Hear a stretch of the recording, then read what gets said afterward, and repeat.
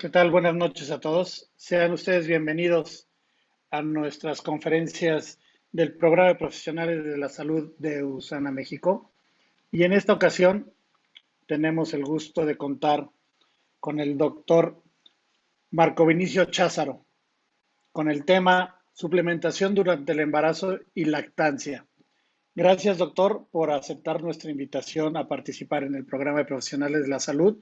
Y me voy a permitir leer tu currículum, doctor, para que la gente conozca quién eres. Gracias. Doctor Marco Vinicio Cházaro, médico ginecobstetra, medicina general por la Universidad Autónoma de Guadalajara, especialista en ginecología y obstetricia por la Universidad Autónoma de Nuevo León, subespecialidad en biología de la reproducción y laparoscopía ginecológica avanzada, certificado por el Consejo Mexicano de Ginecología y Obstetricia, miembro del staff médico del Hospital Cima Hermosillo, actual presidente del Colegio de Ginecólogos y Obstetras de Hermosillo, expresidente de la Asociación de Endoscopía Ginecológica del Estado de Sonora, miembro de The American College of Obstetricians and Gynecologists, miembro de la American Association of Gynecology Laparoscopists.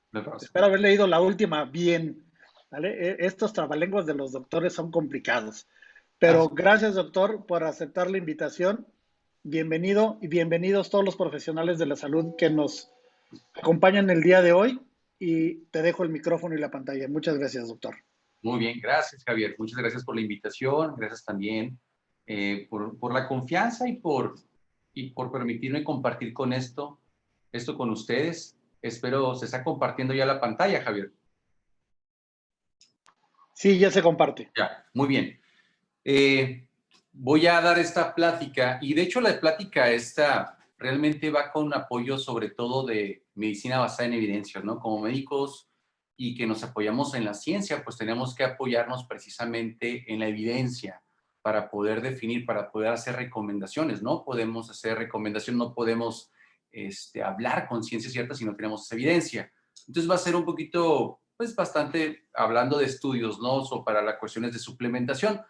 Más adelantito, cuando ya se dé el público en general, pues ya se hablará un poquito menos áspero, pero ahorita vamos a hablar de algunas cuestiones que tienen que ver con investigación. El tema, y quiero aportarles algo a ustedes como médicos, algo, espero que les guste ese tema, van a escuchar cosas que ya conocen y muy probablemente van a escuchar otras cosas que no tienen idea o no sabían. En cuestiones de lo que es el embarazo es impresionante, pero el embarazo, o sea, los cambios que surgen en la mujer durante el embarazo son impresionantes.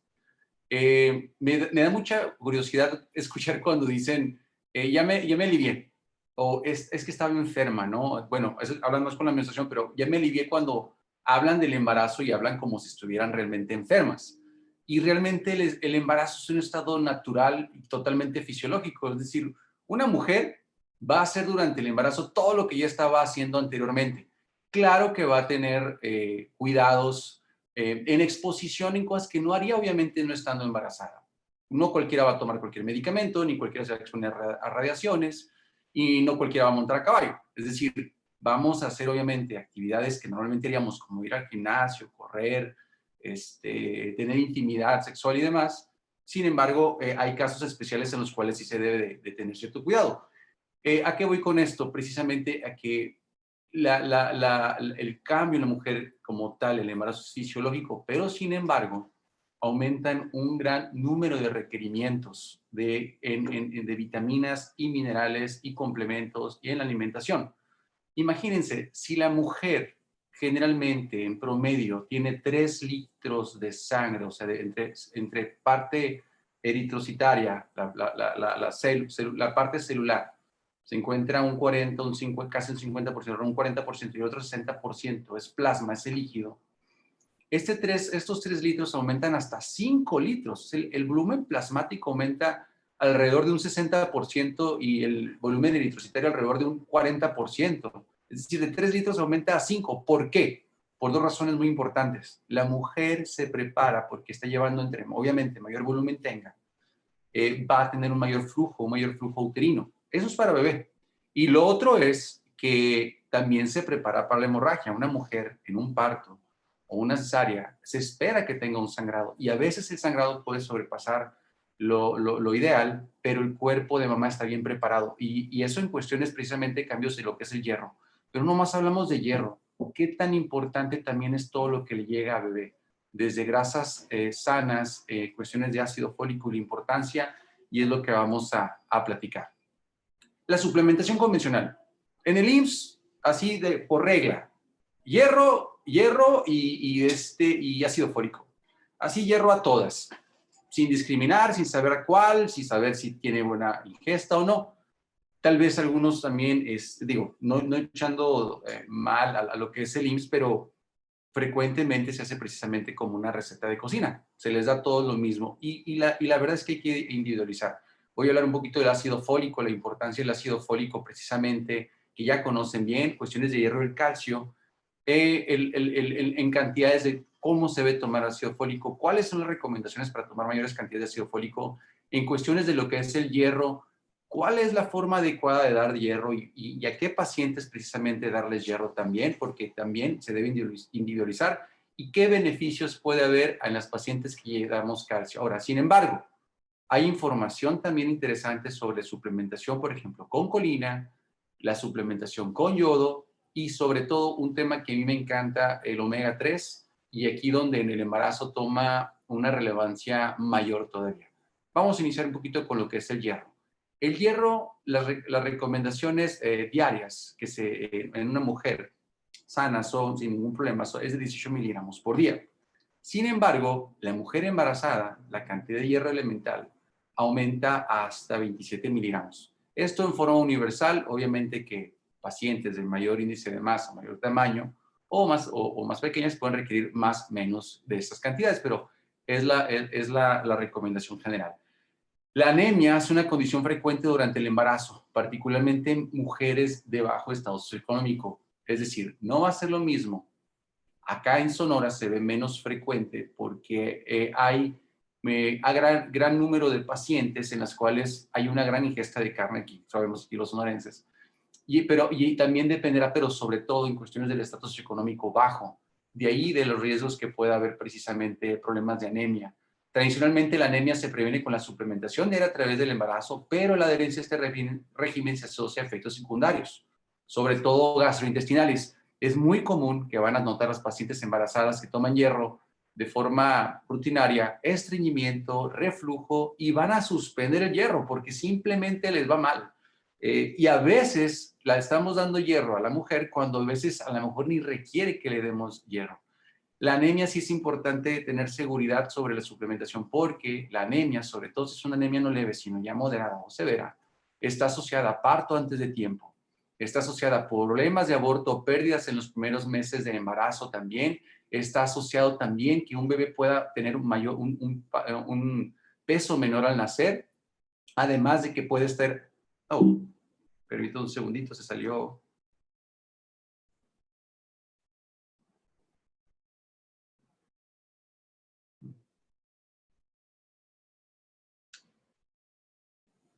Caray, déjame, no se me fue la presentación.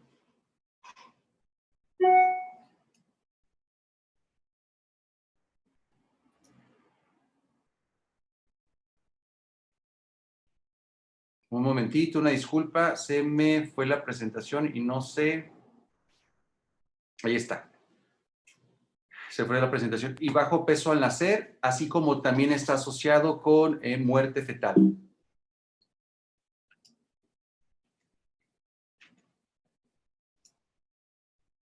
Entre otras complicaciones maternas, obviamente que una mujer que tenga hemorragia, pues va a tener más complicaciones maternas si tiene una hemoglobina baja. Ahora, ¿qué niveles de hemoglobina hay que vigilar? No todas las pacientes, precisamente, un error muy común es que la paciente llega y se observa que tiene una hemoglobina baja, una anemia, pero si conocen y recuerdan, existe lo que se llama la anemia fisiológica del embarazo, que va precisamente de la mano con la hemodilución que ocurre desde el primer trimestre y que puede acentuarse en las siguientes semanas. En cuestiones de la hemoglobina, una paciente de primer trimestre puede tener una hemoglobina de 11 y esto no significa que tenga una hemoglobina, una anemia. O una paciente incluso en el segundo o tercer trimestre puede tener una hemoglobina tan baja como 10.5 gramos por decilitro. Esos son niveles aceptables. Cuando, según las guías de práctica clínica, aquí en México, cuando baja la hemoglobina de esta cantidad, no se comenta que se debe de valorar la suplementación con hierro. Aquí pongo un ejemplo donde, por ejemplo, una paciente del primer trimestre, estamos viendo que tiene hemoglobina de 10.7, es decir, ya está ligeramente por debajo de 11. Si se fija en la concentración media de hemoglobina corpuscular, está ligeramente baja, se sale como la hemoglobina corpuscular media, lo cual indica que muy probablemente sí tenga esta paciente una deficiencia de hierro, lo cual está bien justificado el poder suplementarla. Ahora, este es otro caso, una paciente del segundo trimestre. Esta paciente tiene una hemoglobina ligeramente mayor, presenta también una hemoglobina corpuscular ligeramente baja, pero se fijan, son solamente algunos puntos por debajo de. Cuando se tienen los casos, este tipo de casos, y la paciente no está tomando suplementación, se puede o vigilar precisamente que esta hemoglobina no baje de ahí, o B, se puede hacer una suplementación alternada. Pero una hemoglobina y ese tipo de biometría hemática puede ser en una paciente completamente sana y no necesariamente tener una deficiencia de hierro. Ahora, ante la duda, si tiene una paciente que ante la duda de si va a necesitar la suplementación o no con hierro, como les comentaba, se puede el hierro intermitente o medir los niveles de ferritina. Porque no nomás existe la deficiencia por hierro, existe la deficiencia por vitamina B12 y de ahí también la deficiencia por folatos. Por lo tanto, no solamente estamos hablando de deficiencia de hierro. Sin embargo, podemos, ante la duda, medir precisamente los niveles de ferritina. Y esos niveles de ferritina idealmente deben ser por arriba de 200 hasta 300 nanogramos por mililitro. No es un estudio que sea muy caro. Ahora, de hecho, ahora que vino la pandemia y toda la cuestión de COVID, precisamente se ha solicitado más y es un estudio que ha sido más recurrente su solicitud. Por lo tanto, pues ha podido mejorar en algunos laboratorios lo que es el costo. Hay costos que van de los 300 a 500 pesos lo que es la ferritina, pero puede ser laboratorios que son muy económicos y accesibles que pueden costar incluso menos que esta cantidad. Y ante todo, como comentar, niveles de ferritina y el hierro intermitente. Aquí hay un estudio del 2015, o una revisión más bien por parte de Cochrane, que bien conocen a Cochrane, que es una de las autoridades, es una de las donde más confianza podemos tener en cuestiones de la evidencia y de la evidencia que nos llegan a presentar. Cochrane en 2015 esta revisión, que ya se había hecho anteriormente, sobre la suplementación intermitente con hierro oral durante el embarazo. ¿A qué se refiere con hierro intermitente? Es decir, en vez de darlo a diario, se da alternado, un día sí, un día no, o 2 a 3 veces por semana.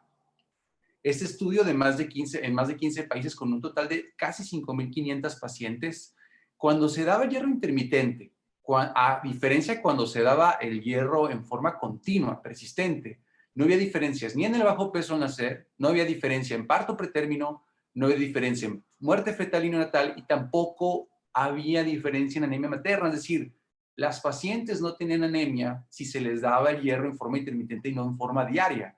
Así que podemos dar el hierro en forma intermitente, sobre todo cuando tenemos una paciente que sospechamos que podría requerir de hierro. Las pacientes con régimen intermitente tuvieron menos efectos secundarios. Casi la mitad de las pacientes, casi la mitad, tenían menos efectos secundarios gastrointestinales como estreñimiento u otros malestares como reflujo. Y también menor riesgo de tener una hemoglobina mayor a 13 gramos por decilitro, es decir, casi la mitad, casi el 50%. ¿Y qué quiere decir esto? Aguas, también los niveles elevados de hemoglobina, aguas, están asociados. No quiere decir que es una causa o efecto. Es decir, están asociados a óbito, que conocen es muerte fetal, preeclampsia y parto pretérmino. Es decir, también el excedente puede ser no conveniente. Por eso es que también se debe de tener cuidado en dar suplementación en altas dosis de hierro. De hecho, aparte de los síntomas gastrointestinales, pues puede haber, obviamente, y como comentamos, otros efectos adversos. Entonces, relación con hierro, hierro intermitente, y si bien pueden observar, no a todas las pacientes se les da hierro. ¿Y qué onda con el ácido fólico? El ácido fólico, en forma general, se recomienda una cantidad de 400 microgramos en la mujer no embarazada y durante el embarazo de 600 microgramos. Bueno, aquí estamos hablando de folato, que equivale más o menos a 400 microgramos de ácido fólico los 600 microgramos de folato. Porque no es lo mismo folato, que es la parte natural, y el ácido fólico, que precisamente es la parte sintética, por decirlo del folato, que esta de hecho se absorbe y se metaboliza mejor que el folato como tal, aún así en su forma natural, curiosamente. Los defectos de tubo neural, y esto lo saben muy bien, son una de las principales causas de defectos congénitos en países en desarrollo, solo después de las cardiopatías congénitas. Y la adecuada suplementación con ácido fólico ya de hace muchos años está demostrado que reduce estas incidencias o esta incidencia de defectos de tubo neural. Ahora, la dosis recomendada es mayor en pacientes con riesgo para efecto de tubo neural. Aquí hay algunos puntos importantes. No nada más es riesgo la paciente que tuvo un embarazo previo con defecto de tubo neural o aquella paciente que tiene un defecto de tubo neural, sino que también si tiene un antecedente de familia de primer grado, de segundo grado, incluso si tiene antecedente de diabetes tipo 1, porque la diabetes de hecho está asociada, sobre todo si tiene un mal control, a problemas congénitos y defectos en la diabetes tipo 1 cuando las glicemias son muy elevadas. Esto afecta al bebé muy probablemente por un efecto de glicación y este tipo de efecto de glicación por glucosa muy alta está asociada, como comento, a defectos congénitos. También pacientes con obesidad, ¿sí? Pacientes con un índice de masa corporal mayor de 30 tienen mayor riesgo para alteraciones de efecto tubo neural, aunque aquí el riesgo se habla como intermedio. Sin embargo, estas pacientes pueden beneficiarse de una mayor cantidad de ácido fólico. Y también están las pacientes que tienen ciertos medicamentos para crisis convulsivas, por ejemplo, como lo que es el ácido valproico. Estas son algunas recomendaciones por parte de la Sociedad Canadiense de Obstetricia y Ginecología, en la cual pacientes de bajo riesgo deben de tomar 0.4 miligramos por día, idealmente 2-3 meses antes de la concepción, antes del embarazo, y hasta 4 o 6 semanas en el posparto, y mientras lo que es la lactancia continúe. El riesgo moderado, como comentaba, por ejemplo, en pacientes que tienen obesidad, la dosis de 1 miligramo por día es una dosis adecuada, que es la recomendación al final de cuentas, hasta las 12 semanas, en la cual ya se puede bajar entre 0.4 o se puede continuar dando el miligramo completo, pero igual, hasta durante la lactancia y durante la lactancia y lo que es también todo el puerperio por lo menos las primeras 6 semanas. Y las pacientes con alto riesgo, las mismas recomendaciones en cuestiones de tiempo, pero con una dosis mayor de 4 miligramos hasta las 4 o 6 semanas, se baja la dosis a 0.4 o 1 miligramo y mientras continúe lo que es la lactancia. Sí, y el ácido fólico, aunque el ácido fólico generalmente se conoce como seguro, hay ciertos efectos adversos y uno que no es muy frecuente, pero que puede suceder es que puede enmascarar la anemia por deficiencia de vitamina B12. Es decir, la paciente puede tener alteraciones de anemia por deficiencia y enmascara no presentando precisamente los datos que tienen que ver con la concentración, el volumen corpuscular medio, globular medio, que no se puede ver afectado cuando pasa con la deficiencia de vitamina B12. Aquí a altas dosis de ácido fólico pueden enmascarar este cuadro. Y aguas con lo que se comenta en relación a lo siguiente. Se ha relacionado con autismo, se ha relacionado con malignidad, con neurotoxicidad e incluso con epilepsia, es decir, ácido fólico en altas dosis se ha asociado, pero estos últimos son solo como asociación y con bajo poder estadístico. Es decir, no podemos decir que el ácido fólico en dosis altas genera autismo o está asociado con malignidad. Se puede ver alguna asociación en algunos estudios, pero no es igual a. Aún así, hay que ajustarse precisamente a las recomendaciones porque sabemos que una paciente que no requiere más de 0.4 no va a tener mayor beneficio si le estamos dando 4 miligramos de ácido fólico y podría en un caso remoto conllevar más a un problema. ¿Qué onda con el calcio? El calcio, hay un aumento en cuestiones de requerimiento del calcio que en la población en general, una mujer joven es alrededor de 800 miligramos de calcio. Sin embargo, en las mujeres embarazadas y que están en periodo de lactancia, esta cantidad aumenta hasta 1.200 miligramos de calcio. Aunque el calcio es una forma muy importante de los minerales que conforman el cuerpo, de hecho, es el principal mineral que conforma el cuerpo, no está muy definido precisamente, en algunos casos se comenta, en qué momentos si se debe de dar calcio o no se debe de dar calcio en forma de rutina. Para eso también me voy a Cochrane y esta revisión es reciente. Esta revisión es del 2018, tiene apenas 3 años que fue la revisión, y hay otras anteriores a estas, en la cual cuando se indica o se da calcio durante el embarazo en cuestiones de riesgo de enfermedades hipertensivas, parece que hay beneficios con el uso del calcio. El total de este estudio se incluyeron 27 estudios para un total de 18,000 mujeres en total. Y se categorizaron los grupos en mujeres en los que se les dio suplementación con alta dosis o con baja dosis, menos de 1 gramo o más de 1 gramo. Y se comparó con pacientes en las cuales no se estaba dando suplementación con calcio. Ahora, ¿qué es lo que se llegó a observar? ¿Qué es lo que se vio? Menor riesgo en tensión arterial elevada, sí, con un riesgo de RR de 0.65, es decir, disminuiría alrededor de un 35% de riesgo de hipertensión. Y para preeclampsia también en un 55%, con un intervalo de confianza en el cual es estadísticamente significativo. Sin embargo, me regreso un poquito. La evidencia es de baja calidad. ¿Por qué?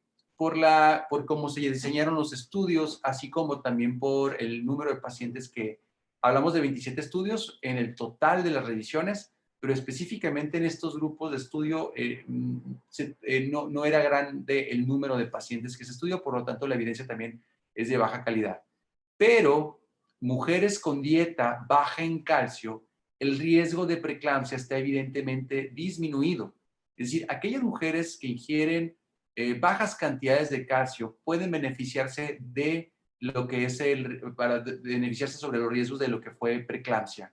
Si fijan, un ergo relativo de 0.36 quiere decir que casi la tercera parte de las 2/3 partes de las mujeres que tomaron calcio y que tenían baja ingesta disminuyeron su riesgo, su probabilidad de preeclampsia. No fue así en las mujeres que tenían adecuada ingesta de calcio durante el embarazo, pero que pacientes que estaban con adecuada ingesta de calcio en su alimentación, pero tomaron un suplemento. Ahí no hubo ningún beneficio mayor. En relación también aquí el calcio, cuando se usaba, también se utilizaban dosis bajas. Generalmente los estudios hablan de 500 miligramos. También hubo evidencia de que hubo un beneficio en relación a la tensión arterial, preeclampsia, incluso para riesgo a UCIN. Sin embargo, esta evidencia es de baja calidad, como comentaba, también por el número de pacientes que se incluyen en cada uno de estos grupos.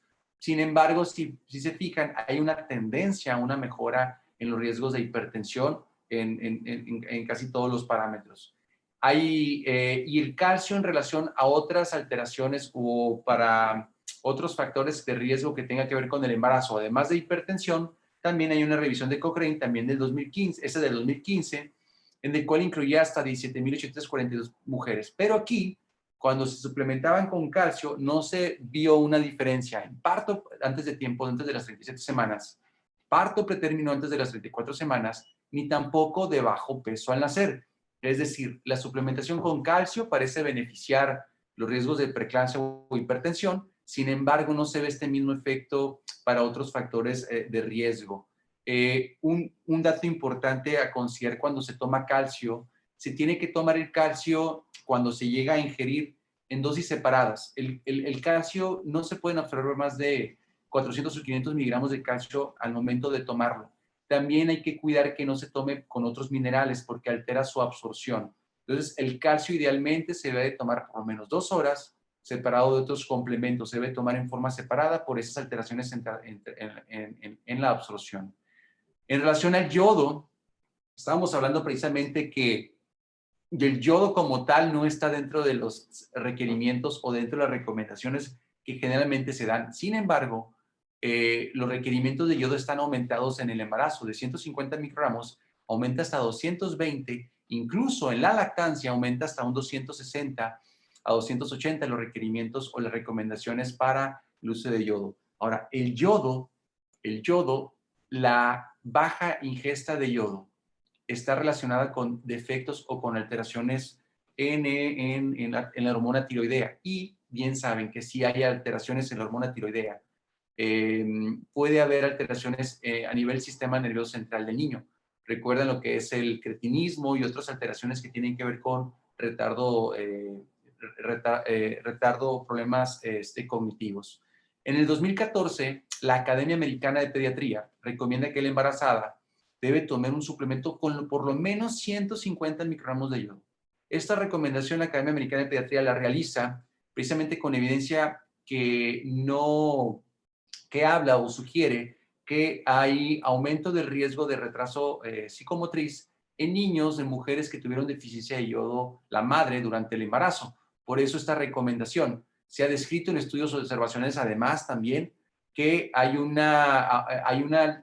niveles de IQ más elevados en comparación de aquellas mujeres que tomaron yodo durante el embarazo como suplemento a aquellas que no lo hicieron.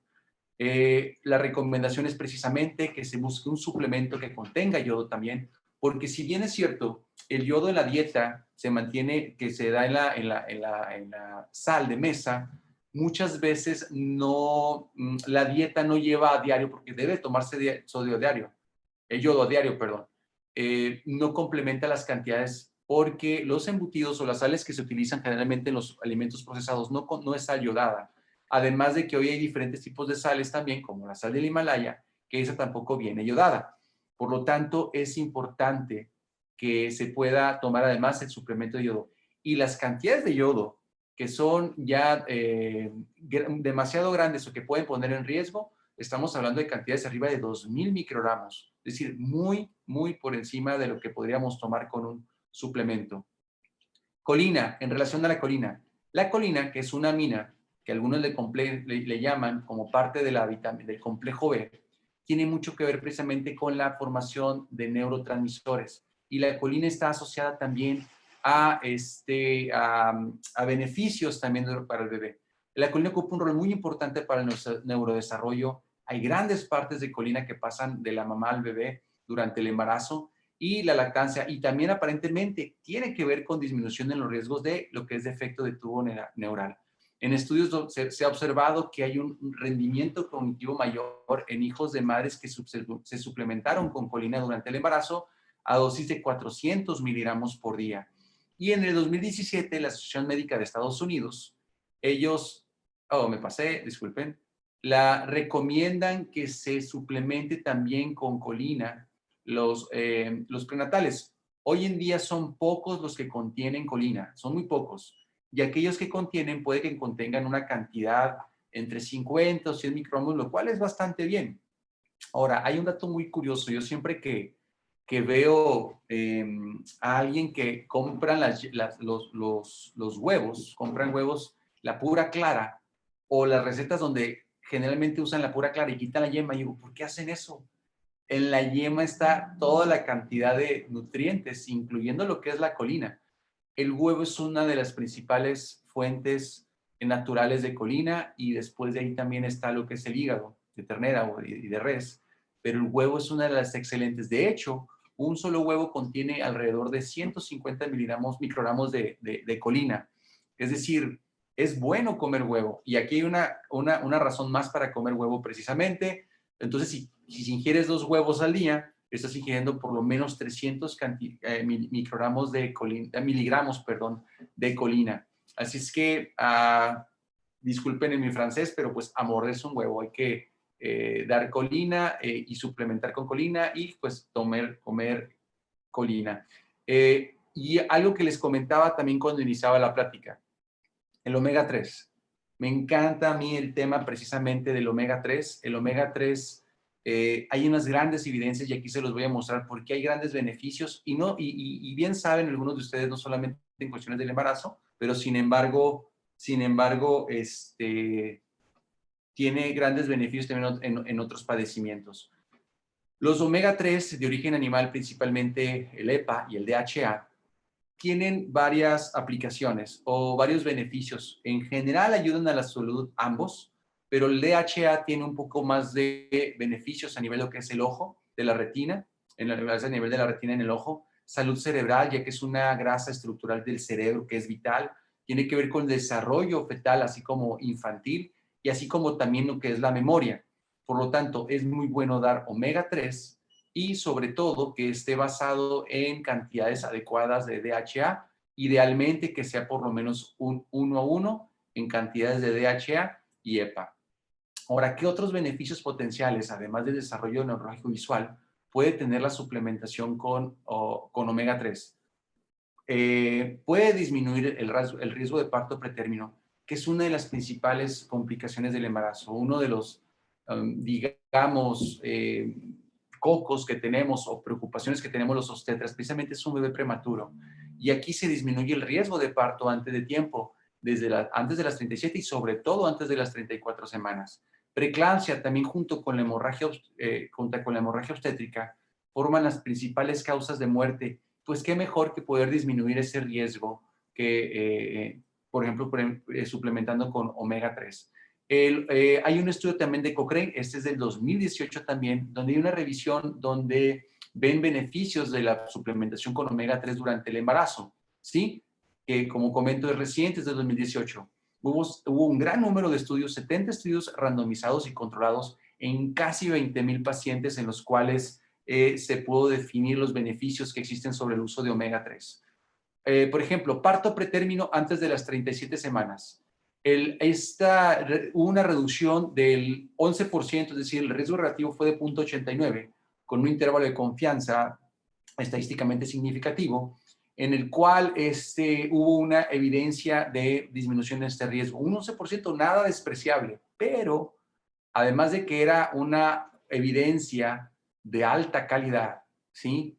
Que esta evidencia de alta calidad, como pueden ver, y lo subrayo aquí, es que cualquier estudio que se haga a futuro es muy poco probable que cambie los resultados. Cuando es evidencia de alta calidad, se puede decir que es casi irrefutable. En este caso, los beneficios del omega durante el embarazo. Y no solo es eso, antes de las 37, sobre todo antes de las 34 semanas. El riesgo relativo para un parto antes de las 34 semanas en mujeres que se suplementaron con omega 3 es del riesgo relativo de 0.58, es decir, una reducción del 42% para parto pretérmino, también con evidencia de alta calidad. Bajo peso al nacer, también un riesgo relativo con 0.9, con un riesgo alrededor del 10% para bajo peso al nacer, también con evidencia de alta calidad. Si se aplica en 8,449 pacientes, pues 845 pudieron tener precisamente menos riesgo de ese bebé con bajo peso.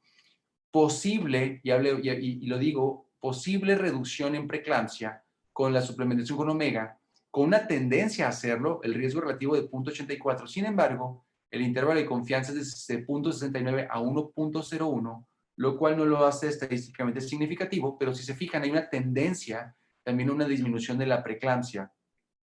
Y esta es una evidencia de baja calidad, quiere decir que esto puede cambiar eventualmente en un futuro cuando se hagan estudios en mayor número de pacientes o donde haya menores sesgos o menores variables que se puedan hacer a un lado.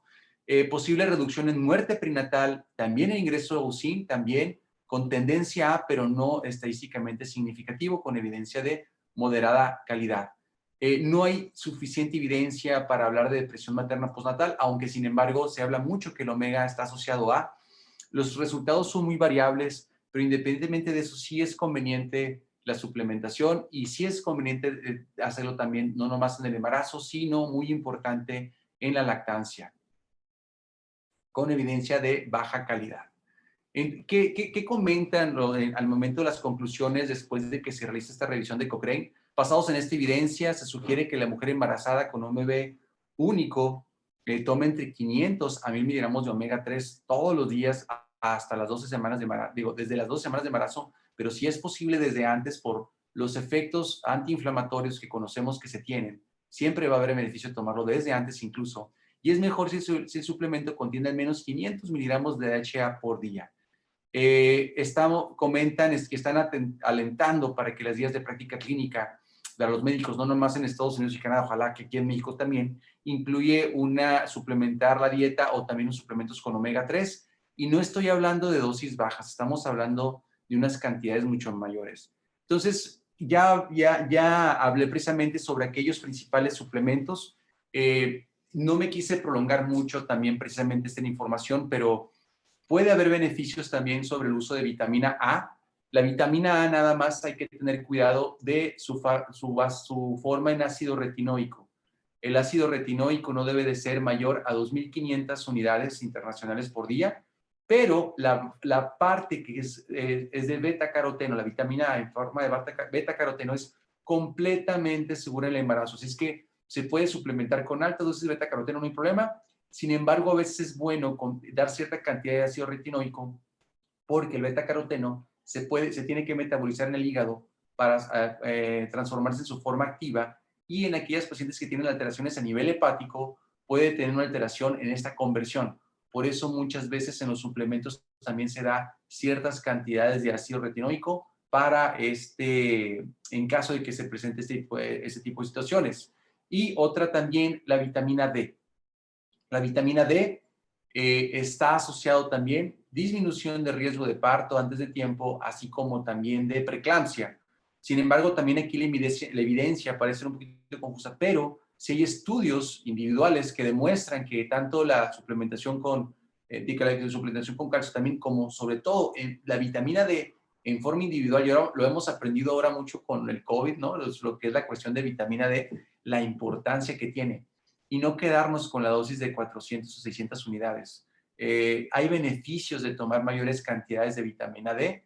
Algunos recomiendan que incluso podría ser hasta de 2.000 unidades por día. Obviamente que hay que tener cuidado de suplementar mayor a esta cantidad, porque también no es recomendable niveles mayores a muy elevados de vitamina D. Ahora, estoy pasando esta imagen donde precisamente vemos cómo va creciendo, cómo se va desarrollando el bebé. ¿Y cómo es posible que un ser que se va creando, que se va formando, donde tiene sistema nervioso central, que necesita grandes cantidades de colesterol, que necesita grandes cantidades de omega para su formación de su cerebro, minerales, que necesita grandes cantidades de hierro, que no necesite o no se requiere precisamente lo que es la suplementación? La realidad es que también hoy en día la alimentación es muy inadecuada por varios factores. Desde cuestiones también que tienen que ver que el alimento que ingerimos puede ser pobre en nutrientes por explotación de la tierra, o simplemente se llevan malos hábitos higiénico-dietéticos, sobre todo dietéticos en cuestiones de horarios o cuestiones de transporte y calidad. Siempre es bueno lo que es la cuestión de suplementación. Y hasta aquí llega un bebé precisamente ya después de que pueden hacer pretérmino o un bebé ya a término, pero que a final de cuentas aquello que le podamos otorgar, todo eso que le podemos dar para que tenga mejores herramientas para salir adelante, pues siempre nos los va a agradecer. Y obviamente teniendo en cuenta las cantidades límites que se recomiendan para cada uno de sus suplementos, y conociendo muy bien los beneficios en cada grupo de pacientes. Conclusiones. Son evidentes los beneficios de la suplementación del embarazo, no solo con hierro y ácido fólico. Idealmente debe de individualizarse el caso. Lo que es la suplementación con hierro no debe de realizarse en forma sistemática, como les comentaba hace un momento, como si fuera receta de cocina. Es más adecuado la suplementación dirigida, y en caso de realizarlo, de hecho, el hacerlo en forma alternada, es decir, un día sí, un día no, o 3 veces por semana, puede haber un mayor beneficio y menores efectos adversos que el hacerlo en forma diaria. Toda madre debe tomar ácido fólico 3 meses previos a la concepción en dosis de 0.4 miligramos. De hecho, cualquier mujer que está en edad reproductiva, y aunque utilice un método de planificación, que quiera embarazarse, debe tomar ácido fólico en dosis de 0.4 miligramos, que equivale a los 4 microgramos. Es muy importante identificar precisamente a las mujeres de alto riesgo que pueden presentar defecto de tubo neural, y esto, como comenté, incluye a las pacientes con ciertos medicamentos anticonvulsivos, con antecedentes, con problemas de obesidad, así como pacientes que obviamente tengan esos antecedentes o diabetes tipo 1. Las mujeres en relación al calcio, con una dieta adecuada en calcio, 3 porciones de lácteo al día, podrían no requerir la suplementación de dicho mineral, porque vimos que la evidencia del riesgo de preeclampsia era mucho mayor en las mujeres que no tenían una ingesta adecuada de calcio. Sin embargo, en aquellas mujeres con ingesta baja de calcio sí se recomienda la suplementación definitivamente. Sin embargo, las dosis máximas de calcio que se pueden dar para aumentar los riesgos, por ejemplo, de cálculos renales, estamos hablando de más de 2.000 a 2.500 miligramos. Así que sí, ante la duda, no está mal dar la suplementación, y como bien comento, se debe tener cuidado precisamente en no dar demasiadas dosis de calcio en una sola toma, pues, y diferente con la toma de otros suplementos. es muy importante recomendar un suplemento de preferencia que contenga yodo en cantidades de por lo menos 150 microgramos y recomendar también un suplemento prenatal de preferente que contenga colina. Ahora, hasta ahorita no encontré aquí en México ninguno que contenga las 400. De hecho, no hay en México, hasta donde yo tengo conocimiento, y ya he revisado aquellos que tengan más de 400 microgramos de miligramos de colina. Sin embargo, hay algunos que sí contienen ciertas cantidades de colina, entre 50 o 100 miligramos para darse por día, lo cual ya es adecuado, pero si bien, como comenté hace ratito, el huevo y otras fuentes de alimentos pueden contener colina. El agregar un omega 3 de buena calidad durante e incluso previo al embarazo y durante la lactancia mejora de forma importante los resultados perinatales, no son prenatales, son prenatales, pero también sobre todo perinatales. La dosis de omega de 3 debe de ser mayor a 1000 miligramos y de preferencia por lo menos entre 300 y si es posible 500 miligramos de omega 3. No se pueden abordar todo el número de vitaminas, toda la cantidad de vitaminas que puedan existir precisamente, pero traté de hacer una información sobre la mayor evidencia que hay actualmente y aquellos que sí está demostrado que ayudan y que van a traer un mejor resultado perinatal. Muchas gracias. De momento, ahorita nos... Doctor. Muy bien, Javier.